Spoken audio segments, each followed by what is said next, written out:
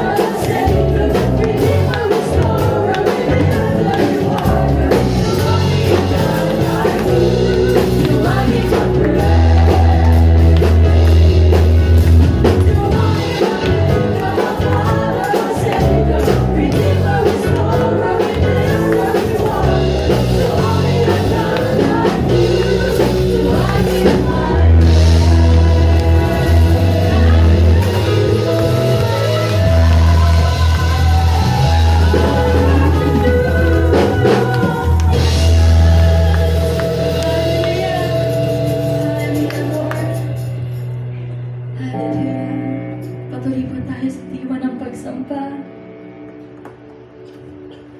Thank you, Jesus. Indeed, Lord, nothing in this world can satisfy us. Only you, Jesus. Let us continue to think about the Lord, His goodness, His grace, His kindness, for His love.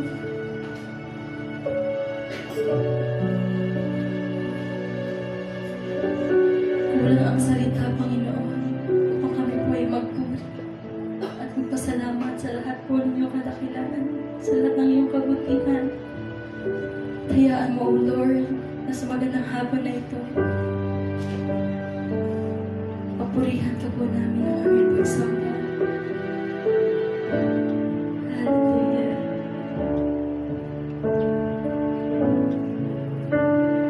Nothing in this world can satisfy me. Jesus, you alone can fill me up. I've been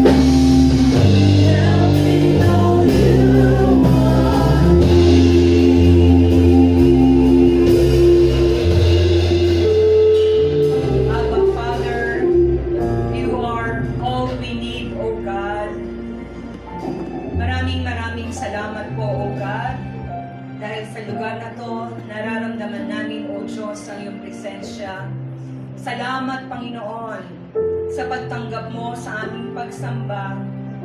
Nawa, O Lord, ay nalugod ka sa pagsamba ng iyong mga anak. Dalangin namin, O Lord, that as we stay in this place, O Lord, patuloy mo kaming pangunahan, O God. Lord, kami pong lahat ay sama-samang nagpapakumbaba sa iyong harapan. Nagpapalinis, Panginoon. Tanggalin mo ang nakikita mong hadlang, O Diyos, sa aming mga buhay. Upang ikaw ay makakilos, Panginoon, sa aming kalagitnaan sa oras na ito. Handa mo po ang aming puso, ang aming isipan, O God, at hayaan mong tanggapin namin, Panginoon, ang lahat ng nais mong matutunan namin sa hapong ito. Give us a teachable heart, Lord. As you teach us today, Lord God, Holy Spirit, let your wisdom flow, let your anointing flow, O God, as we lift up the name of Jesus in our midst, O Lord. Ikaw lamang ang siyang maitaas at mapapurihan sa lugar na to, Panginoon. Wala kaming kakuning kahit na konting kaluwalhatian, O Lord, because all glory belongs to you, O God.